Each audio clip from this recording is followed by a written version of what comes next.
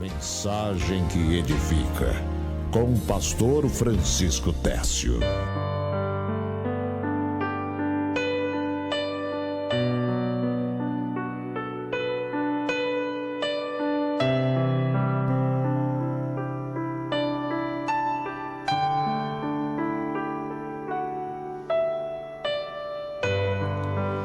Muito bem, meus queridos, nós agora vamos meditar na palavra de Deus. Vamos ouvir Deus falando através da sua poderosa palavra. E hoje, um tema que é muito bom para a nossa reflexão e também para nosso aprendizado e crescimento espiritual, em especial na vida conjugal. Esse tema é importante para todas as pessoas porque nós vamos falar sobre sofrimento e sobre saber sofrer fazendo a vontade de Deus. Mas na nossa vida conjugal, como é que está a tua vida conjugal? Sua vida conjugal é uma vida conjugal equilibrada? Seu casamento é um casamento onde você se sente bem no seu relacionamento com sua esposa, com seu marido? Ou é um casamento problemático? Probleminhas todo mundo tem, né?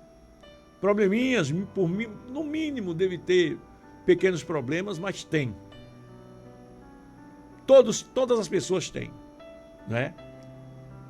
Mas como é teu casamento, afinal de contas? Você sabe administrar as crises na hora que os problemas acontecem? Ou você faz a sua própria vontade, começa logo a agredir seu cônjuge, começa a querer se impor, mostrar que você é o dono da situação, o verdadeiro, o errado é ela ou ele. Então, meus queridos, Jesus, ele nos ensina que ele se agrada. Ele nos ensina que ele se agrada quando nós sofremos por amor.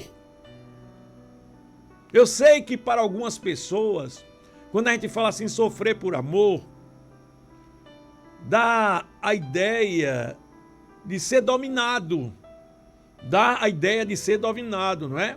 O homem sofrer por amor a uma mulher, dá a ideia de que aquela mulher ela exerce um poder sobre aquele homem, ou então, se for ao contrário, uma mulher sofrer por amor a um homem, dá a ideia de que aquele homem tem um poder sobre aquela mulher.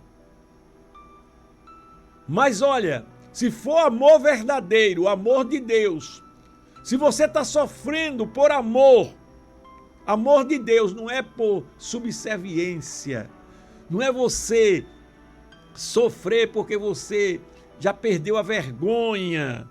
Não é você sofrer porque você é uma pessoa que não tem princípios morais, você não tem valores. Seu marido não lhe respeita porque você é uma pessoa errada. O marido não é respeitado porque não tem os valores que precisam ter. Não é nada disso. É uma pessoa que sofre, mesmo estando certo. Ele às vezes tem a consciência de que está certo, mas não agride a esposa, não agride o marido. Prefere sofrer. Mesmo estando certo, prefere sofrer. Como Cristo fez para ter paz no casamento. Então veja bem, eu vou ler aqui um texto da palavra de Deus e você já começa a meditar nesse texto, porque 1 Pedro, capítulo 2, versículo 20, diz o seguinte. 1 Pedro, capítulo 2, versículo 20, a palavra de Deus nos diz: por que glória será essa, se pecando sois esbofeteados e sofreis? Mas, se fazendo bem sois afligidos e sofreis, isso é agradável a Deus. Veja que palavra tremenda, né? Aleluia. Aí diz aqui ainda o versículo 19, o anterior. Porque é coisa agradável que alguém, por causa da consciência para com Deus, sofra agravos, padecendo injustamente. Tá vendo? Aleluia. Que palavra tremenda, irmãos. Deus se agrada quando de você. Porque você, por causa de sua consciência para com Deus, você está sofrendo agravos, você está sendo agredida ou agredido, mas por causa de Deus, você prefere se aquietar. Aleluia! É coisa agradável que alguém, por causa de sua consciência para com Deus, sofra agravos padecendo injustamente. Olha que palavra tremenda. Por que glória é essa? Se pecando sois esbofeteado. Uma pessoa que vive errando e é esbofeteada, ela está recebendo o que merece. Eu não estou dizendo na vida conjugal, mas na vida secular, não é? Eu não diria nem que a pessoa merece, porque marido e mulher não se agridem, claro. Mas no mundo, uma pessoa vem perturbar o outro, irmão, a pessoa esbofeteia ele porque ele perturbou com o outro. Mas a Bíblia diz que se você sofrer calado, se você padecer injustamente as agressões verbais, sem agredir a pessoa, isso é agradável a Deus. Aleluia. Então, meus queridos, a grande pergunta hoje é: sofrer com Cristo ou fazer a própria vontade na vida conjugal? Então, diante dessa pergunta aqui, nós vamos agora, em nome de Jesus, aprender lições espirituais para as nossas vidas, porque conflitos e dificuldades existem. Vamos começar logo mostrando para você que há casais que acham que é impossível um padrão de comportamento onde os dois vivam bem. Eu já disse aqui, impossível não é. É impossível 100%. Mas você pode viver 99%. Lute pelos 99%, que você verá que vale a pena. Você verá que vale a pena. Então, agir dentro da vontade de Deus, negando-se a si mesmo, sempre trará novos rumos para o seu casamento. Sempre vai trazer novidades para o seu casamento. Eu quero aqui mostrar para você que negar-se a si mesmo é necessário na vida conjugal. Negar-se a si mesmo é uma coisa que o Senhor Jesus começou nos ensinando, irmãos. Para vencer o pecado. Ele para vencer o pecado, ele teve que negar-se a si mesmo, Jesus. Ele teve que negar-se a si mesmo, dando sua própria vida por nós para vencer o pecado. E você para vencer o mal, você para vencer o erro, você para administrar as crises no seu casamento, você tem que saber negar-se a si mesmo. Eu quero aqui ler a passagem que Jesus negou-se a si mesmo, para que a gente possa refletir como a gente precisa negar a nossa natureza no nosso relacionamento conjugal. Porque Jesus negou dando a sua própria vida morrendo. E eu não quero negar a mim mesmo por causa do meu orgulho. Veja bem, você não quer negar-se a si mesmo por causa do seu orgulho. Você prefere mostrar para seu marido, para sua esposa, que você é o certo, que você tem razão, que ela não presta, que você é que é o cara, que você é que é a certa, não é? Que ele é quem está errado. Aí você mostra, mas você não sabe ficar calado.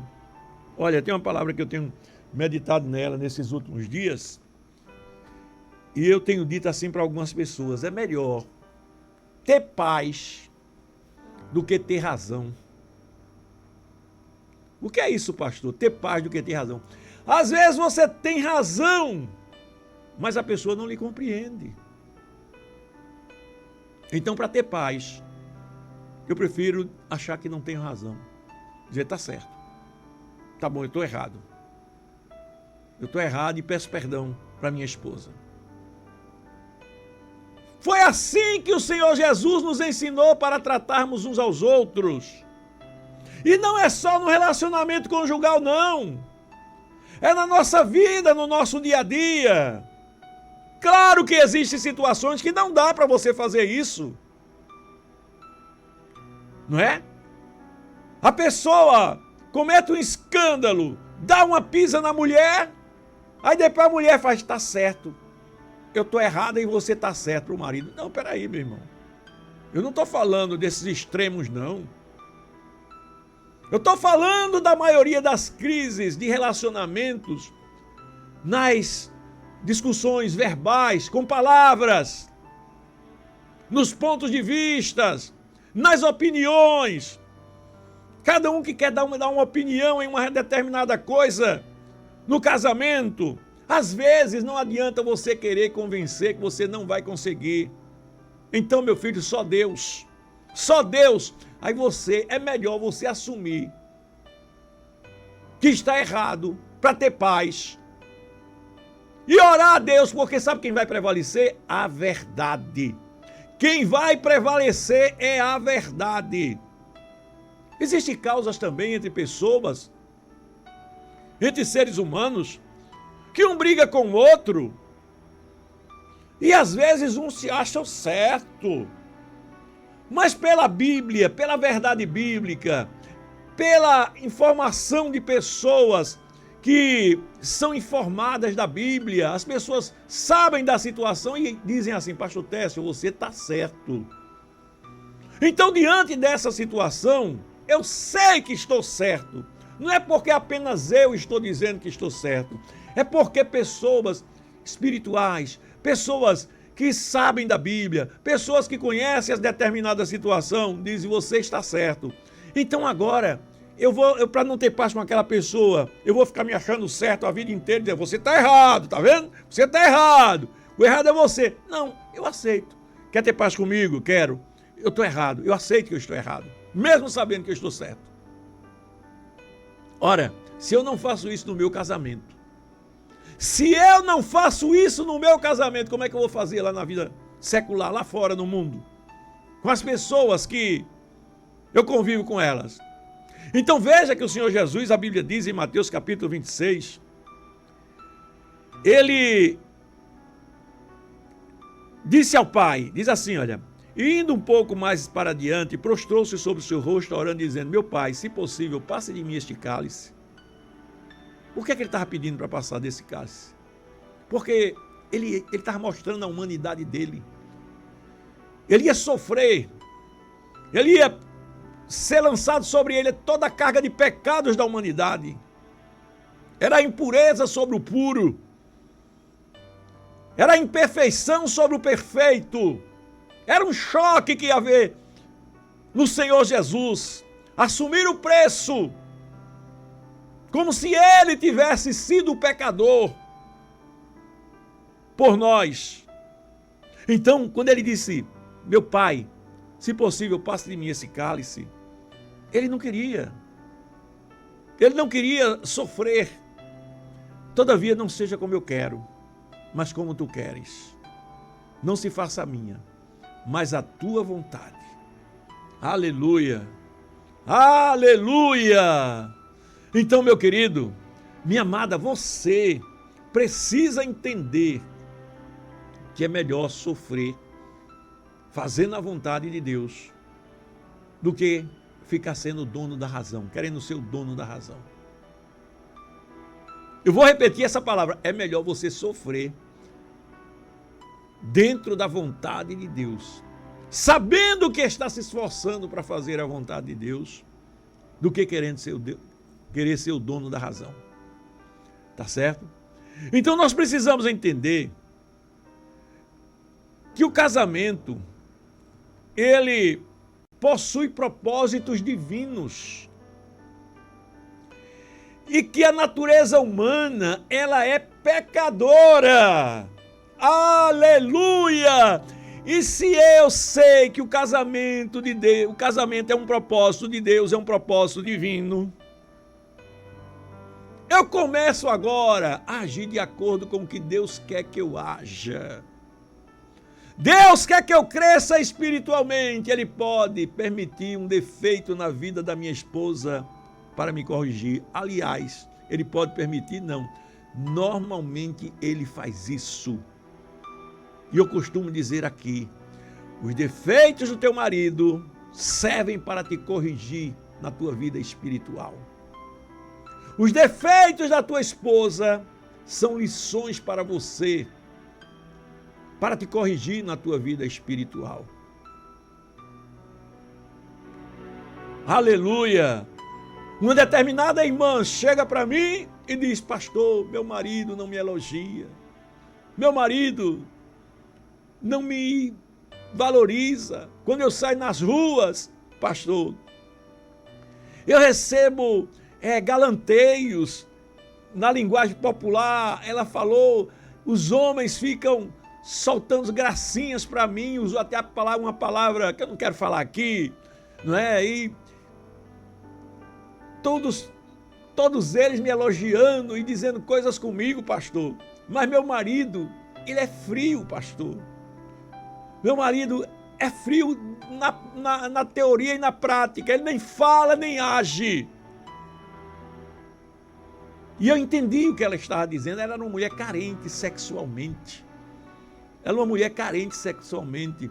E depois ela me disse assim, olha, pastor, e eu, pastor, sou uma pessoa que sou muito ativa.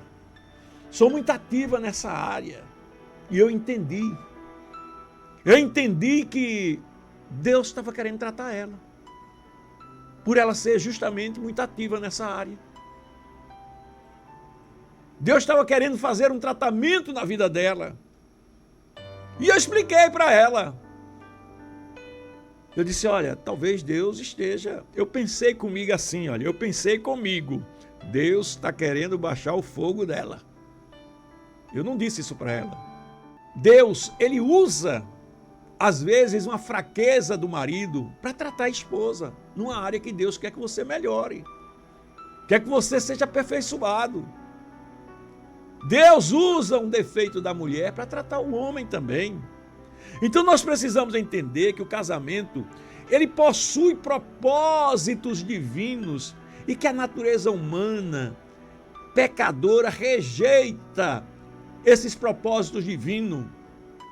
Quando Deus quer lhe aperfeiçoar, a sua natureza humana, ao invés de entender que aquilo ali é Deus lhe tratando, usando a fraqueza do teu marido, é Deus lhe tratando, aí você rejeita, você, não, eu não quero ser tratado, não, eu quero é meu orgulho, mostrar que sou melhor do que ele, eu quero é mostrar que sou melhor do que ela. Aleluia! João capítulo 16, versículo 33, tenho-vos dito isso para que em mim tenhas paz. No mundo tereis aflições, mas tende bom ânimo, eu venci o mundo. Jesus teve aflições, irmãos. E ele suportou calado. Ele suportou calado. Ele não ficou apresentando as razões dele. Eu não pequei para estar sofrendo. Eu não matei ninguém para estar sofrendo isso tudo. Eu não fiz isso. Ei, olha, esta lição é tremenda e pode mudar a história do teu casamento. Meus queridos, a família, preste atenção. Olha, a família, ela é a base da sociedade, a célula máter, a célula mãe da sociedade. É na família que você aprende todos os comportamentos. É na família que você aprende a ser uma pessoa sociável lá fora no mundo. Uma pessoa que sabe se relacionar bem com as pessoas. É na família. Não é na escola, é na família. Então veja que isso aqui, você está aprendendo na Bíblia. Sua família devia ser instruída na Bíblia. para que vocês colocassem em prática isso. A igreja, a Bíblia diz, vos darei pastores, justamente para isso, para ensinar a igreja, as famílias. A igreja é constituída por famílias e as famílias devem colocar em prática isso. Então veja bem, Jesus, ele sofreu, ele pagou um preço terrível por nós, sem merecer, sem ter culpa. E você fica sempre querendo ter razão. Mostrar para seu marido, para sua esposa que você é o melhor. Você não sabe suportar as fraquezas dela. Você prefere fazer sua própria vontade. E a perguntinha da enquete de hoje: você prefere fazer sua própria vontade ou a vontade de Deus na sua vida conjugal? Não é? A vontade de Deus é essa. É que você sofra. É que você, por amor a Ele, como eu li aqui, olha, deixa eu ler mais uma vez aqui, olha. Porque é coisa agradável que alguém, por causa da consciência para com Deus, sofra agravos, padecendo injustamente. Que palavra, né? Palavra tremenda. É agradável a Deus que, por causa da consciência para com Deus, sofra agravos. Porque se a pessoa vive fazendo coisa errada, vai pagar um preço. Vai sofrer. Mas a pessoa que sofre injustamente, irmão, você saber que está certo, feito Jesus, e dizer, não, eu vou pagar o preço. Eu quero pagar o preço. Isso é agradável a Deus. Aleluia. Efésios diz assim, olha, vós mulheres, sujeitai-vos aos vossos maridos como ao Senhor. E agora? Você se sujeita ao seu marido? Marido, ame vossa mulher como também Cristo amou a igreja. Como foi que Cristo amou a igreja? Tolerando as fraquezas da igreja, os erros da igreja. Tá vendo? Marido, é assim que você vai conquistar sua mulher. Irmãos, hoje eu digo para testemunho, eu não digo para zombar da minha esposa, não. Eu digo para testemunho, minha esposa, irmã Sandra, eu também não prestava, não. E minha esposa era braba. Era uma oncinha, uma oncinha daquela pintada que pula em cima com as unhas da pessoa assim.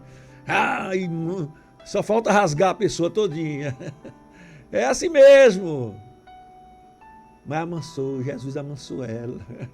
Hoje eu digo assim, hoje você é minha gatinha. Hoje você é minha gatinha, não é?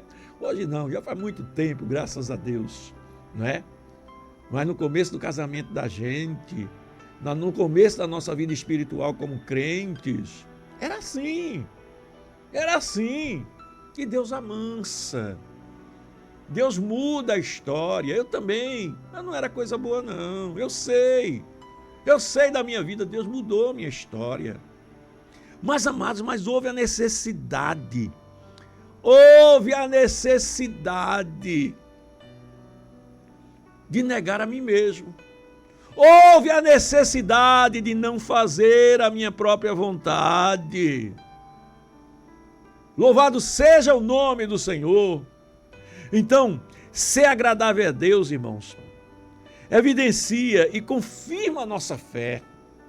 Quando você está agindo dessa maneira, você só está confirmando sua fé. Você só está mostrando para você mesmo que Deus está na sua vida. Ora bacalachominai. Meus queridos, Deus aparece na minha vida. Não é quando eu prego uma boa mensagem. Não. Não é quando eu profetizo. Não. Porque Jesus falou, naquele dia, muitos me dirão, em teu nome eu profetizei, em teu nome eu falei línguas, em teu nome eu expulsei demônios, e eu direi, apartai-vos de mim, malditos, porque nunca vos conheci. Jesus aparece na minha vida para mim, sabe quando? É quando eu vejo essas mudanças em mim mesmo. Eu sofrendo calado. Eu tenho a consciência de que estou certo pela palavra de Deus, mas sofro calado. Entrego na mão de Deus e oro. Vem uma tempestade, uma agressão, uma pessoa má me agride. Todo mundo vê que ele está errado. E eu digo assim, vamos entregar na mão de Deus. Vamos entregar na mão de Deus. Ora, se eu não procedo assim com a minha esposa, como é que eu vou proceder em situações lá no mundo? Se eu não proceder assim com a minha esposa, se você, minha irmã, não proceder assim com o seu marido, como é que você vai proceder lá no mundo? Veja bem, o seu marido é a pessoa mais perto de você, mais próxima. A pessoa que você mais deve amar. Sua esposa é a pessoa que você mais deve amar, meu irmão.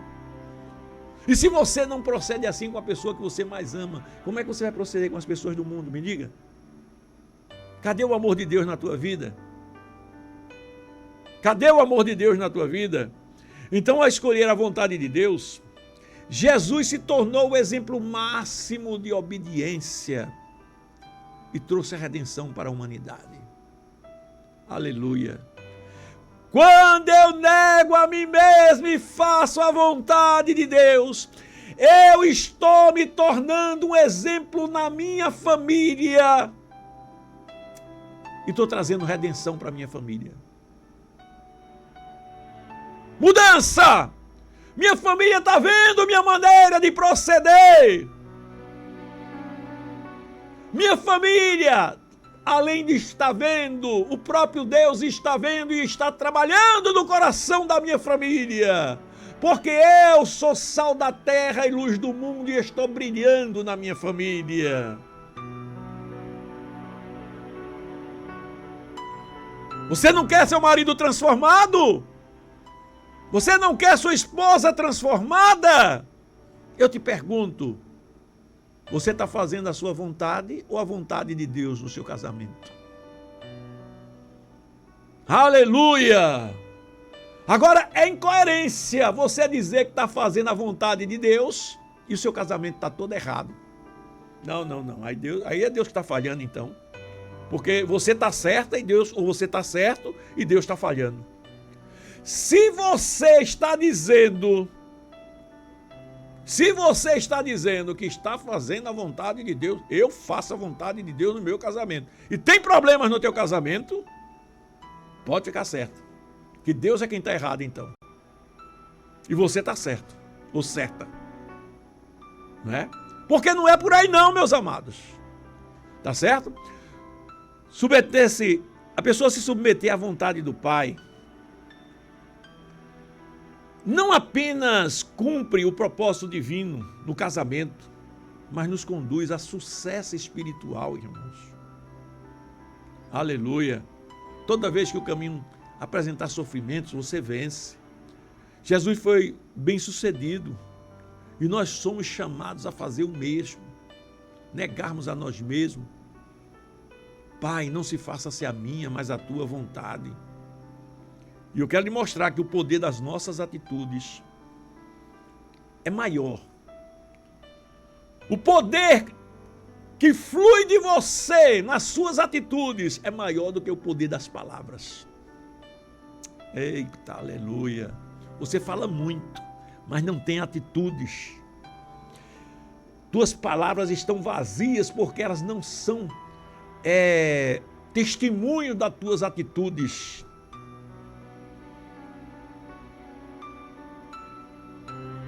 As nossas atitudes, elas têm mais poder do que as palavras e produz mais efeito no casamento e na nossa família.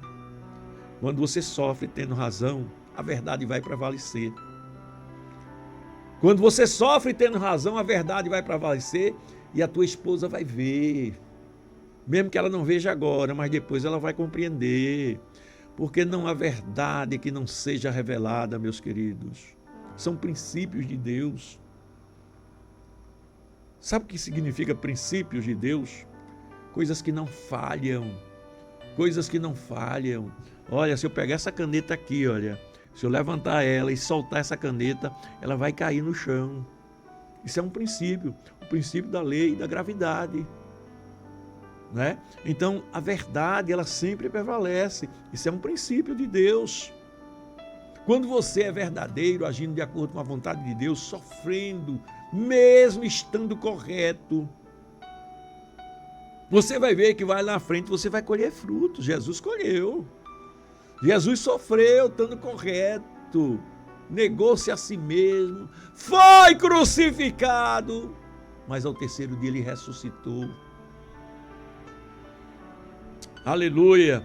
E eu agora vou te mostrar que as nossas atitudes, o poder das nossas atitudes é maior e produz mais efeito do que muitas palavras. Tem gente que fala demais, mas não tem atitudes, não tem mudança na vida, né?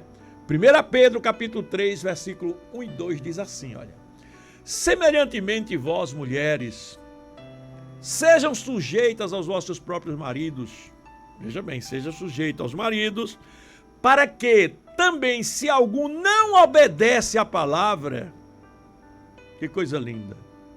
Aí diz aqui, olha, pelo procedimento, ou seja, pelas atitudes de sua mulher, seja ganho sem palavras. Eita, fala e não consegue nada.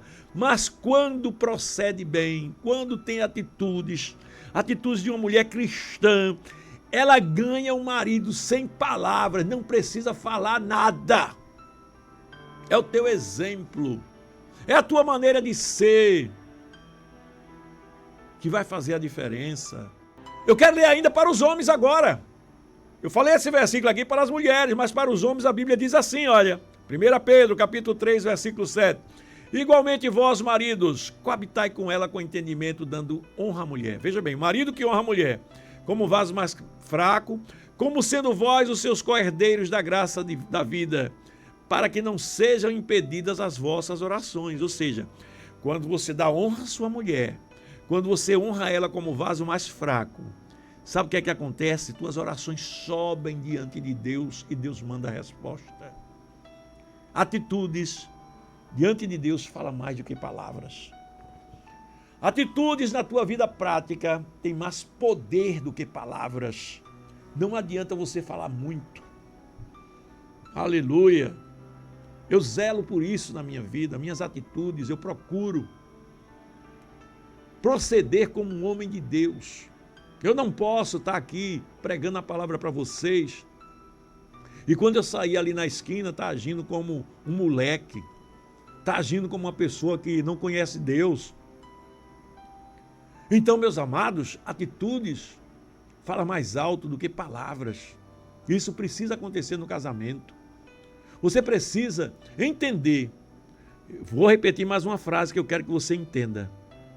É melhor ter paz do que ficar querendo que seu marido ou sua esposa entenda que você está certo. Se para ter paz é necessário você chegar ao ponto de reconhecer que está falhando para sua esposa ou para o seu marido, faça isso. Ainda que você não esteja. Tá bom. Claro que não é aceitar mentira. Por exemplo, de uma hora para outra, irmã Sandra chega, você está adulterando. É, meu amor, estou adulterando, tá bom. Você quer que eu esteja adulterando, eu estou adulterando. Não é isso não. Não é essas coisas exageradas não. São coisas pequenas que acontecem. Que às vezes vai criando as pequenas raposinhas. As raposinhas no casamento, e são as raposinhas que destroem o galho, né?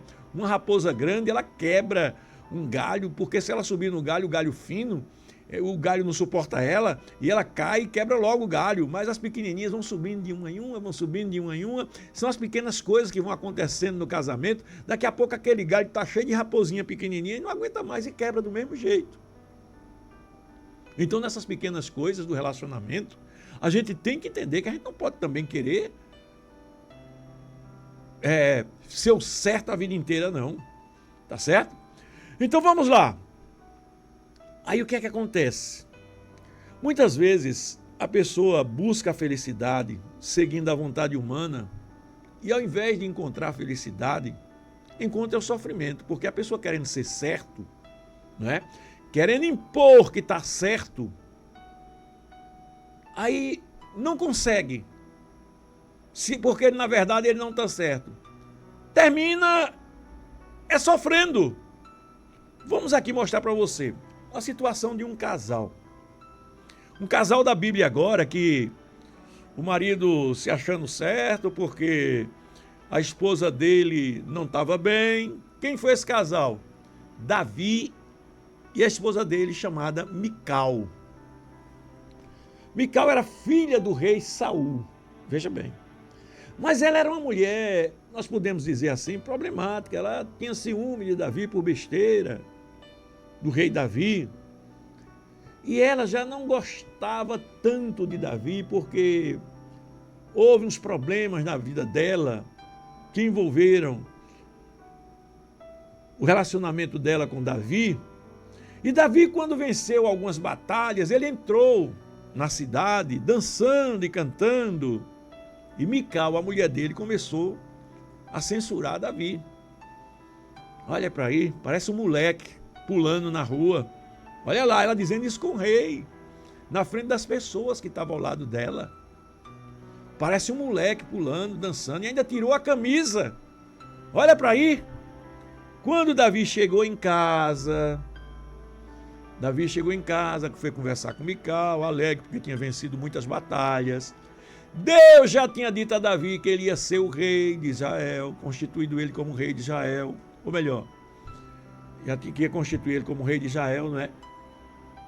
Ele agora, quando vai falar com ela, foi a maior briga dentro de casa. Ele falando que Deus já havia escolhido ele, que ele estava adorando a Deus, que ela não entendia. Davi estava certo. E Mical não queria saber e ficou brigando com ele. Aí sabe o que aconteceu com Davi? O cara cria uma frustração no relacionamento conjugal, não é?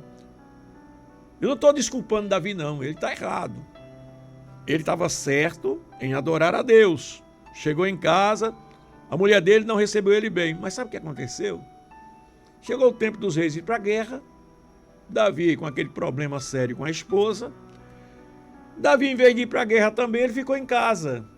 Aí, num dia de tarde, ele está lá. Quando ele sai no Palácio Real, no terraço do Palácio Real, aí vê aquela mulher bonita, Betseba, mulher de Urias, uma mulher bonita, que estava tomando banho. E há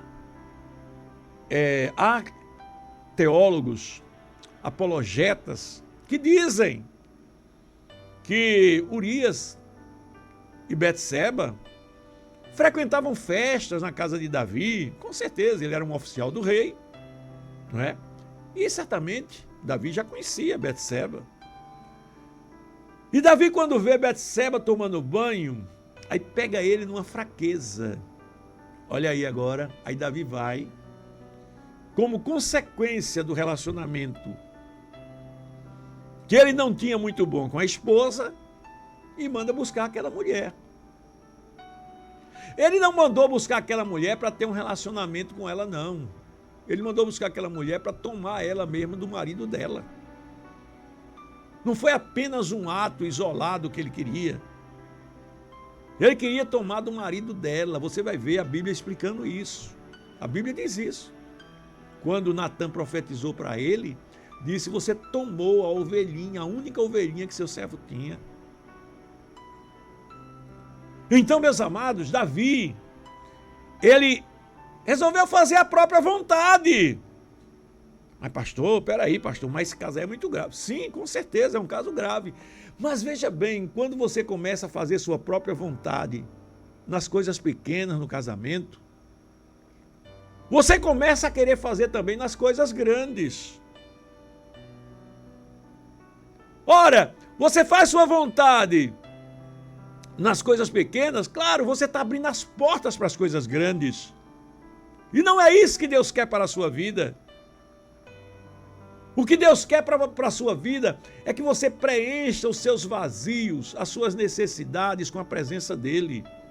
Olha só, eu quando estou certo, que eu discuto com minha esposa, que ela não admite que eu esteja certo, então eu me completo de Deus. Eu me revisto de Deus. Eu digo: tá bom, minha filha. Tá bom, tá certo? Eu não vou ficar discutindo com você, mas eu aceito a sua opinião. Vamos admitir que eu estou errado, tá bom? Eu quero ter paz com você, vamos admitir que eu estou errado. Lá na frente Deus vai mostrar que eu estou certo. Eu fiz isso por causa de Deus, para manter a paz. E agora o próprio Deus, ele vai se encarregar de mostrar tudo. Porque ele viu que eu agi, como diz aqui, olha, porque é agradável se alguém, por causa da consciência para com Deus, sofrer agravos, padecendo injustamente.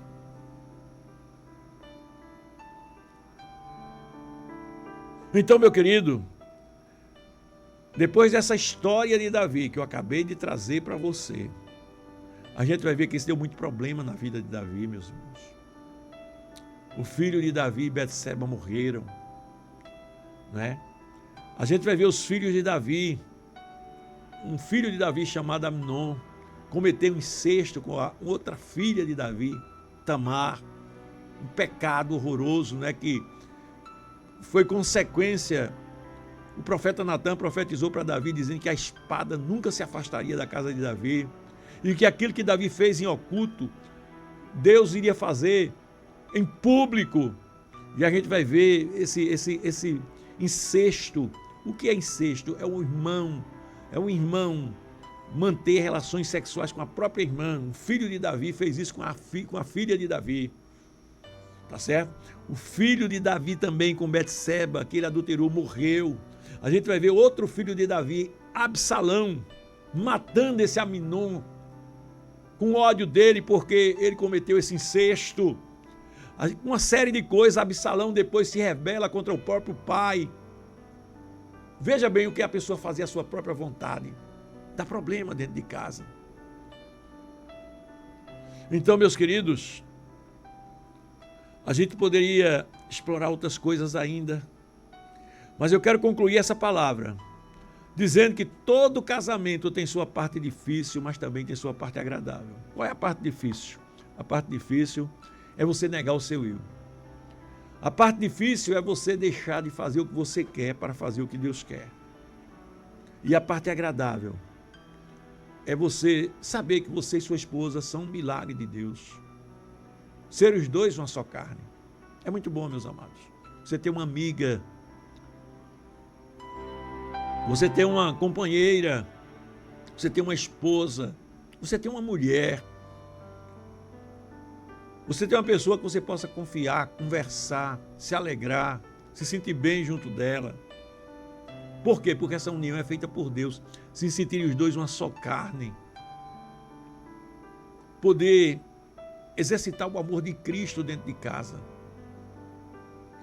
É glorioso porque quando você consegue exercitar dentro de casa, você consegue exercitar também na igreja. E se você, a Bíblia diz, se você não consegue cuidar da sua própria casa, como você consegue cuidar da igreja do Senhor? Você quer ser espiritual na igreja, mas você não pratica o amor dentro de casa com seu próprio marido, com sua própria esposa, você não pratica. Aleluia. Viver uma amizade sem igual, ser parceiros na construção de um lar. Oh, rapaz, olha, eu me lembro, eu quero concluir com um testemunho. Eu, quando era noivo da irmã Sandra, ainda hoje a gente se lembra disso, de vez em quando a gente comenta. A gente sentado numa calçada, lá na Avenida Recife, nos prédios ali do Inocop, não é? Onde a irmã Sandra morava. Aí, a gente sentado numa calçada, a gente começou a conversar e eu era noivo dela. Eu disse, filha, daqui a uns dias a gente vai casar.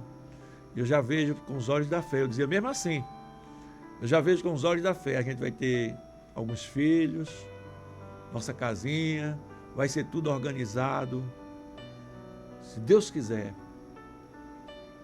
E a gente ficava falando desse futuro. Hoje eu estou vivendo esse futuro, meus amados. Eu vejo meus filhos criados, adultos, graças a Deus. Eu estou vendo meus netos. Já estou quase vendo os filhos dos meus netos. E é promessa de Deus. Bem-aventurado é o homem que teme ao Senhor e anda nos seus caminhos. A Bíblia diz que ele verá os filhos dos seus filhos e a sua posteridade será abençoada. Então, meu querido, minha amada, coisa boa é fazer a vontade de Deus. É ter uma esposa. Ter um marido, onde a gente muitas vezes precisa sofrer, negar o nosso eu. Não é apenas aquela que, Deus me abençoou, me deu do jeito que eu queria e eu não fiz nada. Você quer que Deus faça tudo sozinho? Você tem que fazer sua parte também. Deus te dá. Agora Ele te dá teu marido com os defeitozinhos e te dá a tua esposa com os defeitozinhos que vai te ajudar a te corrigir na tua vida espiritual. E você precisa tratar isso. Que Deus te abençoe e te ajude.